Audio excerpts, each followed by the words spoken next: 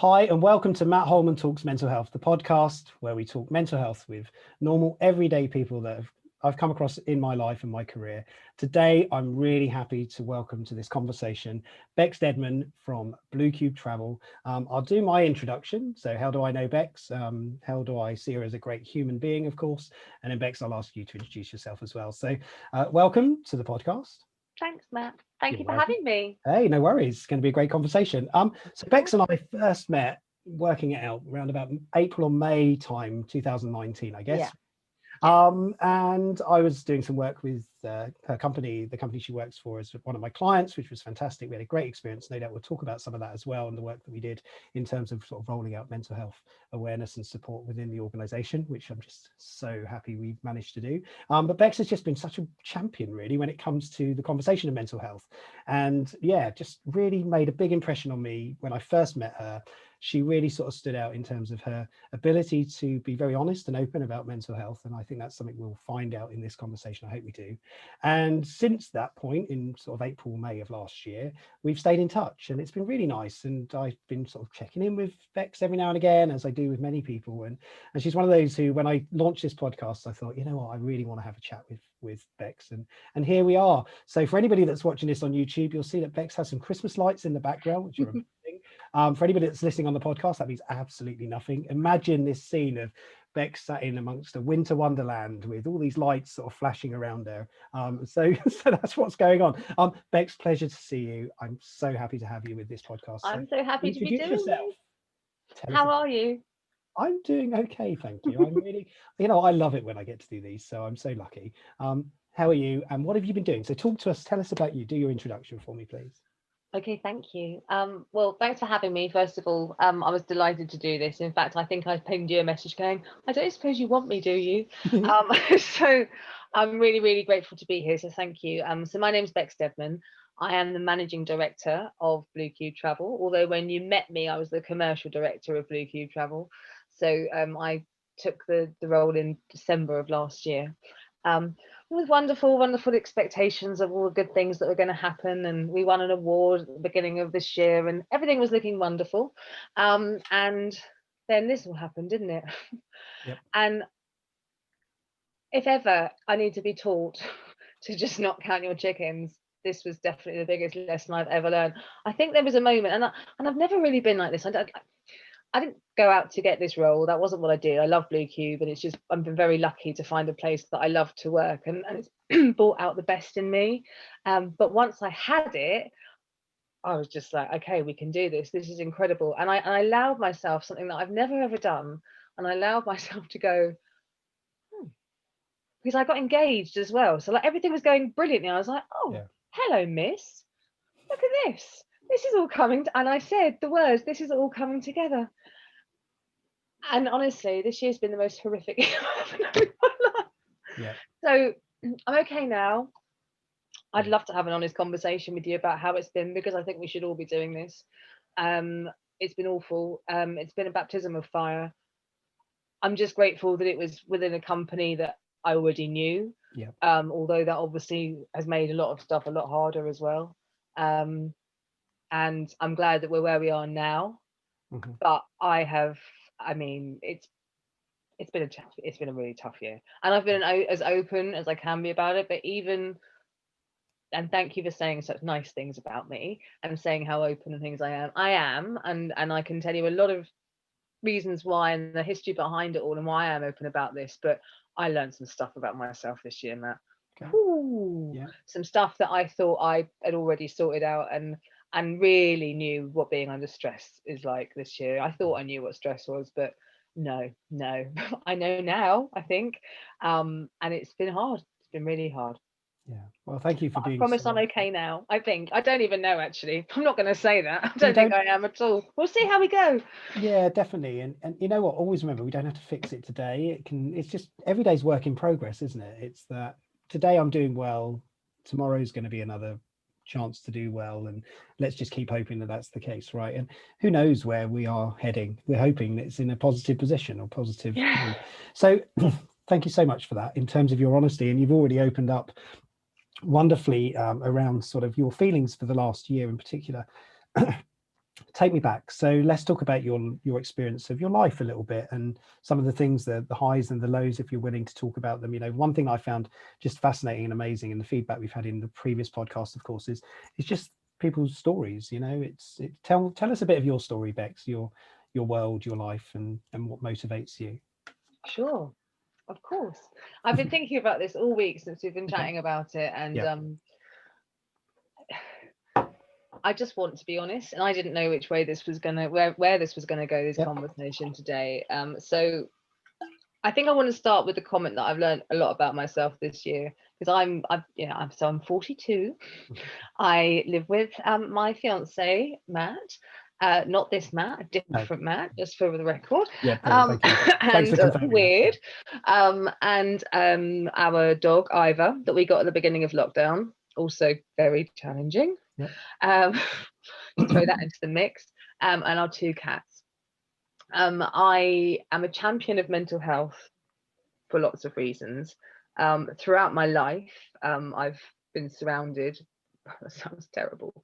I've been surrounded by people with mental health problems. No, that is not what I mean at all. I've been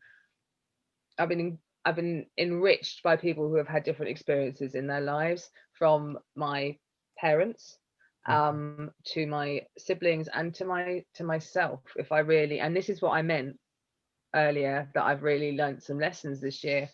I have, so as a younger person, very shy. I know that seems shocking now.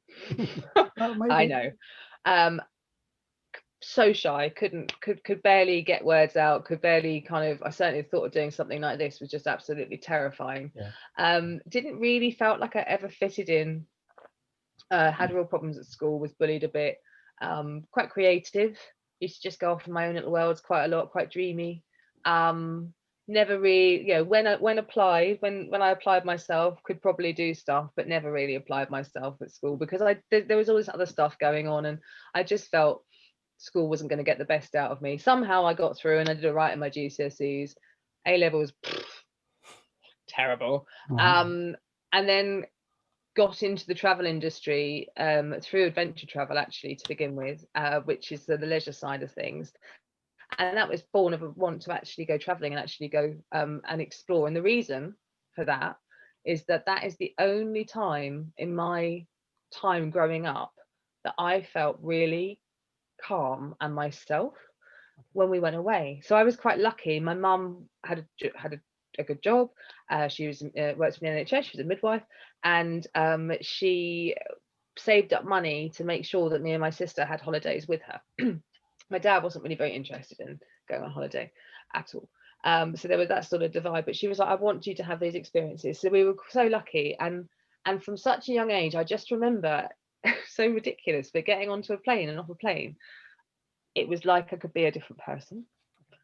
And all the stuff that I carried at school of this person who I didn't know who I was, and these emotions, I felt so emotional. Like, I am the person that has been told all her life, you are too emotional, you're never going to amount to anything, you've got to toughen up, like, you can't cry, stop, like that.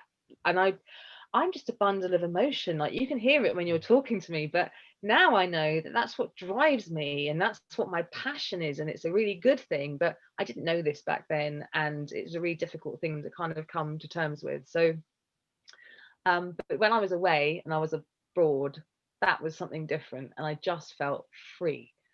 So that is how I knew, because I didn't know what I wanted to do at all, but I knew that I wanted to feel that. So that, I think, is why I do what I do, and that's why I'm so passionate in why I do, because it literally is my freedom. And the travel industry has given back to me so much, because I'm now in a position of working for a company that I love, doing a job that I love, albeit in the most horrific circumstances at the moment, but nothing's ever easy, is it? But I think because I found that place, and I found the place that allows me to be me, like, I want to be able to give that back to other people, and I want them to find that as well. And the nice thing about the travel industry is it really does encourage all sorts, right? You don't have to have a degree to get into travel or anything like that. So it really is the kind of school of the earth kind of people, and you do really have some really good people with all different types of backgrounds, and it's very accepting, our industry, which is good. The negative side of it is we work hard, too hard, as you will know, and that's the other side of it. So, and I know, but there's something about this industry that for me it's more than just a job, and it all goes together. So I think possibly that's why this has been really traumatic over the last 10 months. But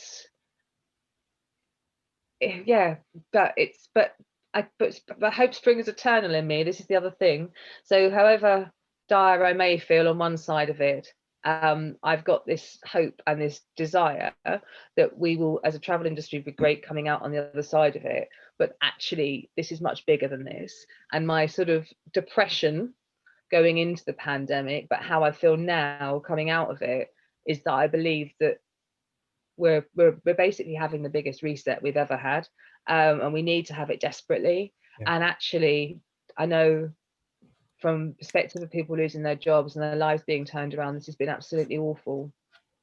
From the perspective of we've stopped, we spent maybe a bit more time at home, we've actually realized that maybe we didn't need to be, do 8 million of us need to go into London every day and come back? Is that something that we need to do? Is it good for us? Or, you know, all of these things, and we've got a chance to recreate something, and that's the thing that gives me hope that we can kind of get something better out of this side of things. I feel like I might have just gone off slightly there, Matt. I tend to do that. Oh, you know, these are chats about your experiences. You go where you want with these chats, right? There's no script, as everybody knows, as I keep saying. Unedited, it's unscripted. You get the raw, real conversation. You know, I love it. It's so many fascinating points that you've put in there, in that sort of that wonder of travel, and many people do miss it because of the sort of the escapism piece to it, which is getting away from parts of your life that maybe you're not that happy about, or things that are difficult and challenging. And I'm sure many people who listen to this will resonate with that comment as well. And it has been very, very difficult, especially going from, you know, frequent travel, whether that's commuting to a workplace, or, you know, commuting or going overseas and traveling, or, you know, around the country, or wherever it is that people go, to not being able to do that, not to say to do nothing, but not being able to do that, with the exception of some services and industries that were still traveling. It's all fascinating stuff, Bex, and you're seeing it from a very interesting perspective, as well as the managing director. So a lot of responsibility for people. So how did you play out when it went into lockdown for your people? You know, the people, and I know that had to have some hard decisions attached to it, and that's that nobody wanted to have to make any of these decisions, but that's the reality. No. How did that play out for you? Well, it's a situation, if you'd have told me last year I'd have been in, I never would have imagined or believed it. So Blue Cube, you know, we're smaller than a lot of travel management companies out there. So there were 43 of us at the beginning of this year. And they had to split across 4 offices. And God, I just remember the day so clearly when it all happened, and it was just, and can you talk about it?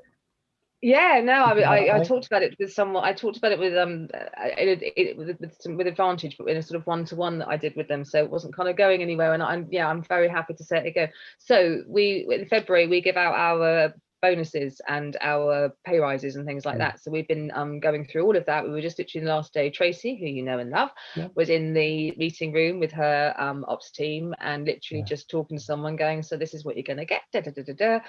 And I was with Mel, and then we got a phone call through from Kenny, and he was like, I've just cancelled about £250,000 worth of forward bookings. And we were like, wow, what?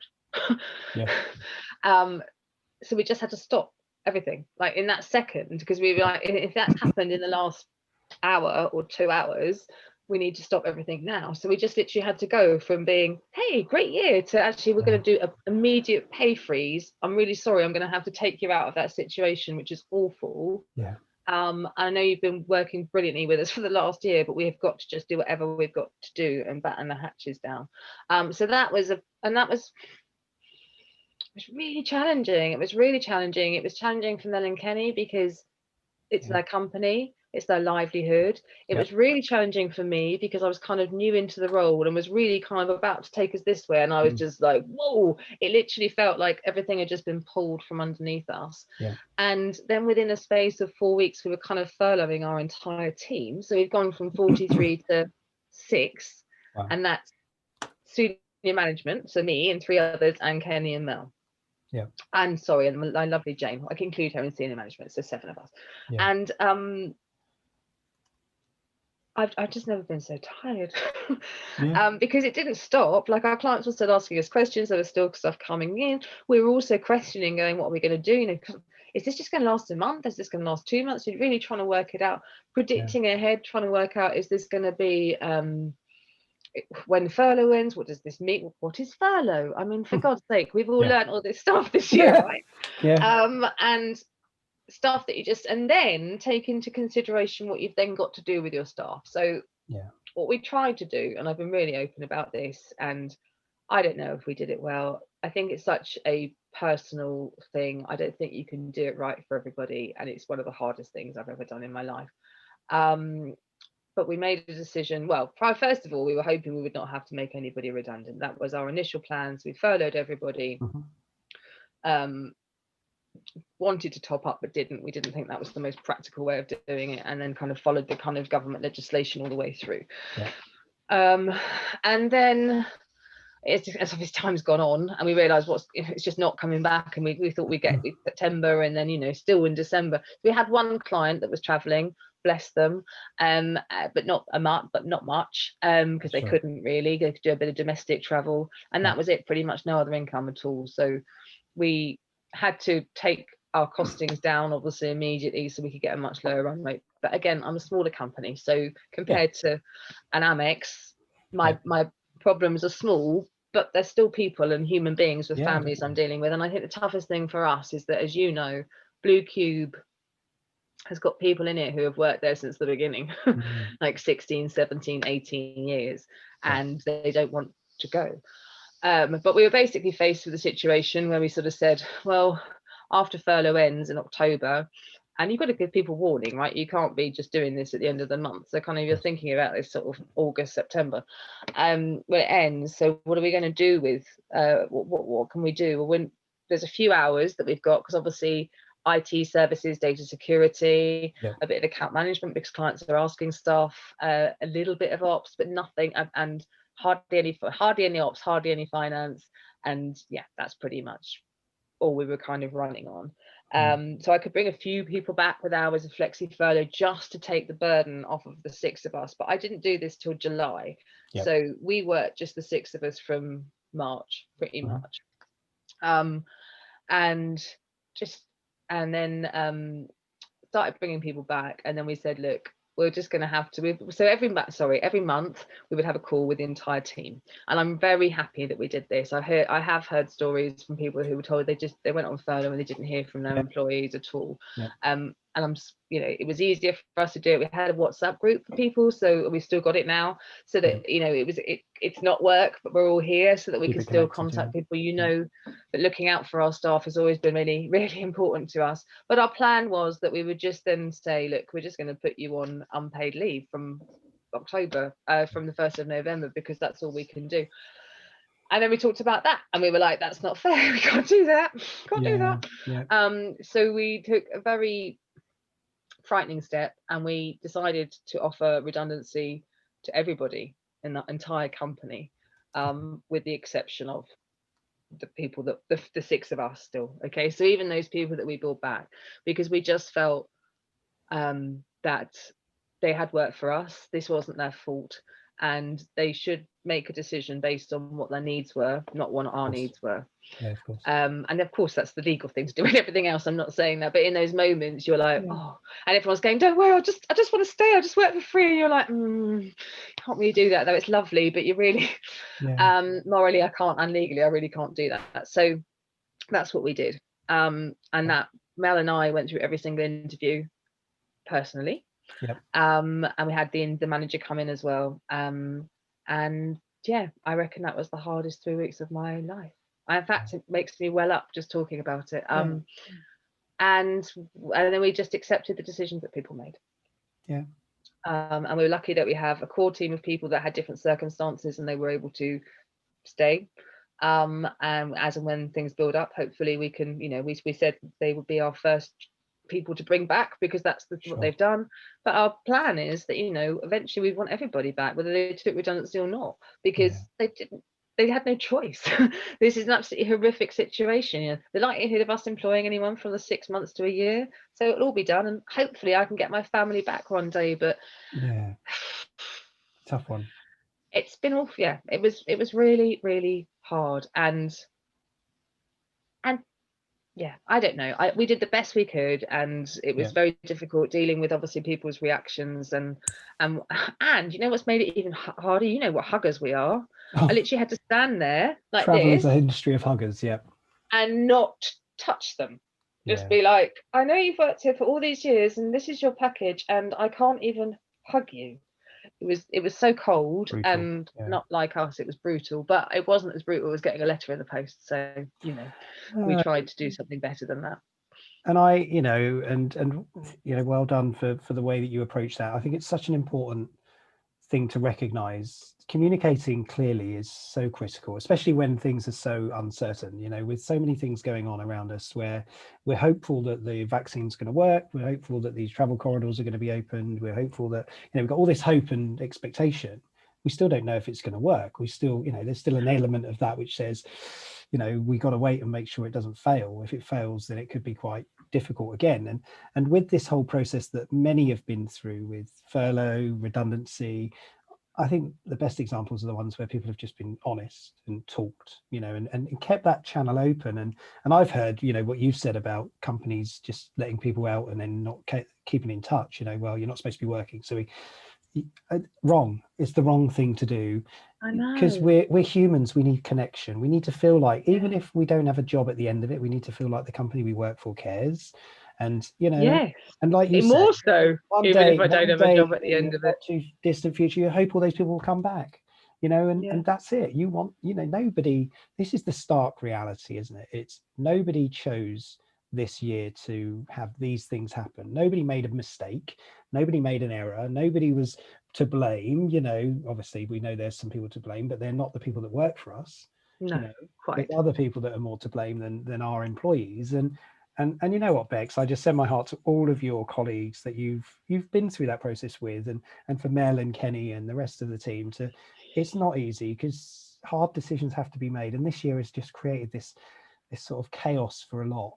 And that's a tricky one. And I know your heart's in the right place when you want to do more. So let's talk about, so you've launched something within Blue Cube, because I think what's lovely is you have sort of, this isn't an advert for Blue Cube, by the way, just in case anybody thinks it is, but that's where that's the company you work for. I do let people do shameless adverts for their product. Don't. This is a non-commercialized channel. I don't get paid anything for you. But he did get some M&Ms with his face on. Oh, don't! So. Yeah, that means nothing to people that are listening. But you did sorted me well with blue M&M. I had blue M&Ms when I came to train with you and your group, and it was the most wonderful, lovely, and it shows how kind you guys really are. Actually, I'll never forget that. It was very impactful. It had a lasting effect, not only on the fact that I was eating M&Ms with my own face on, which sounds really wrong, really weird, but my kids found it really amusing, and they thought it was just amazing. But it just shows how in tune you are to people. I think that's nice. It's small token gestures can make such a big impact to people. So let's talk about what you've done, because just this week, even, I know this is going to come out a week after we've recorded it, but just this week you've launched a new initiative within Blue Cube, which is about the potential when it comes back and things change. Talk about it, Bex. Give us the insights. Okay, so today, today as far as when we're recording, this morning, we launched officially Blue Cube Associates. Brilliant. Which, simplified, I guess, is our IC offering, but it kind of feels like everybody's going out to the market and doing that a little bit, and that's not quite what we feel that this is. So I touched on it earlier, I think, that possibly our pre-talk, not even on this bit, where I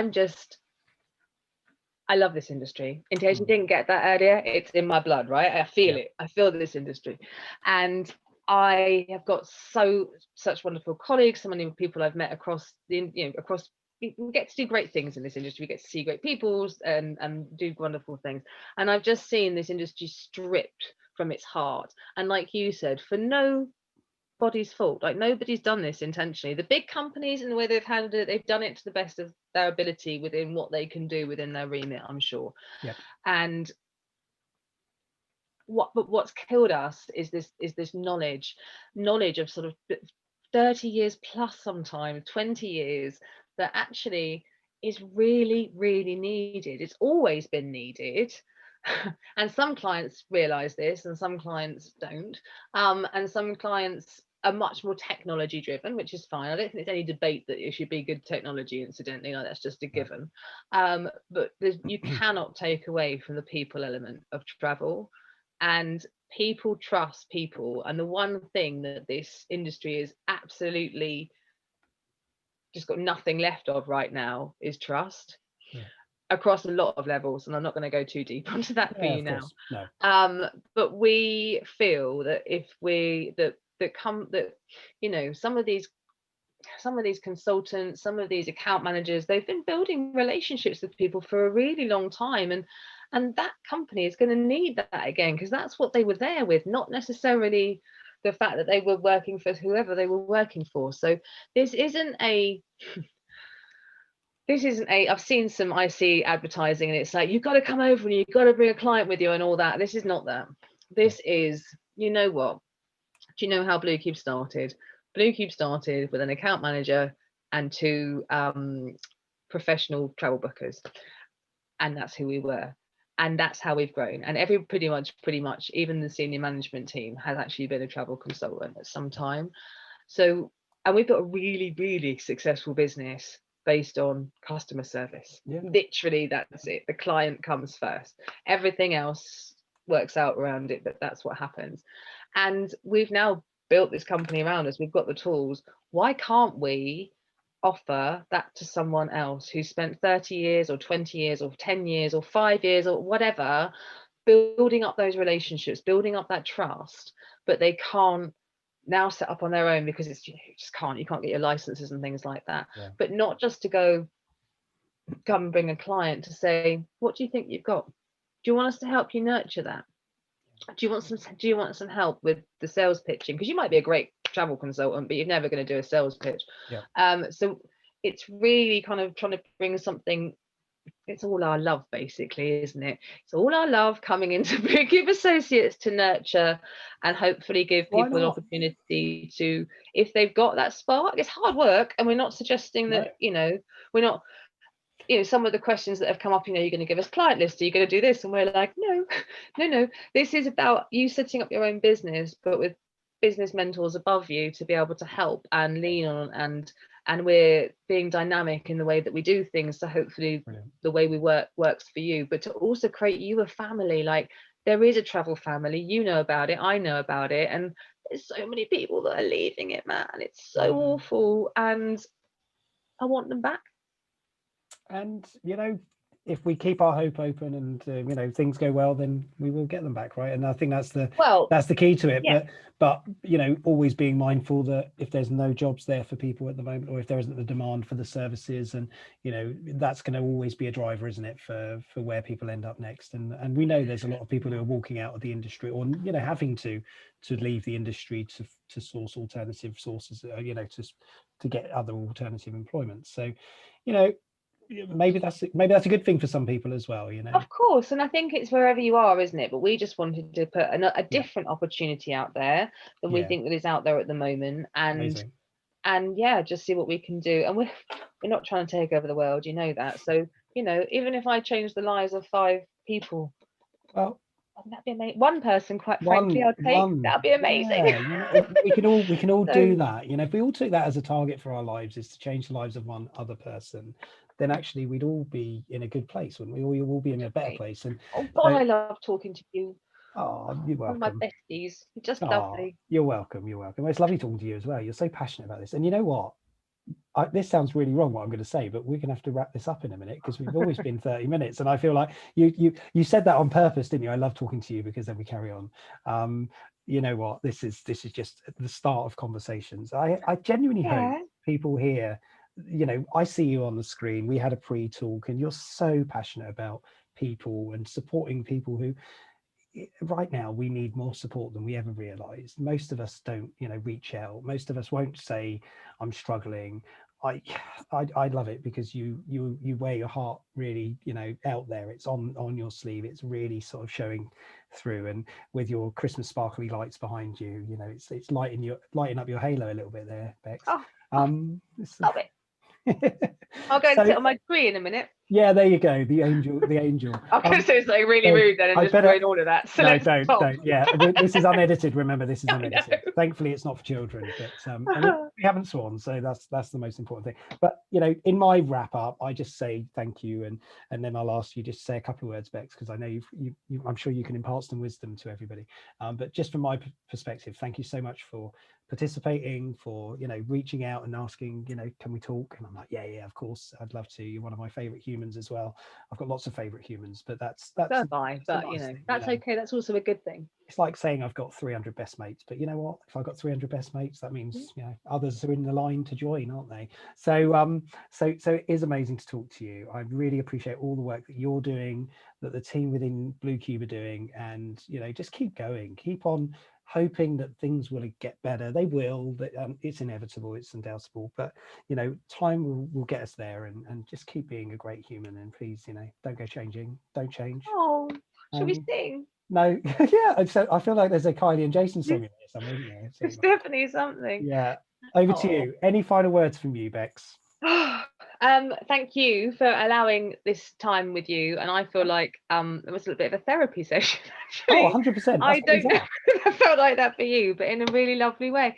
So if we could do this again next week same time, I'd really appreciate that. No, I think let's just, it's very easy to forget when you're really stressed like this, and I'm probably coming across as being a really nice person. You want to speak to my other half about how I've been through this. I've been horrid. And I think that's what we've got to try and remember, that we're all going through this, that it's all really, really tough, and we've just got to kind of try and be kind, but also just be really lenient with each other, because I've been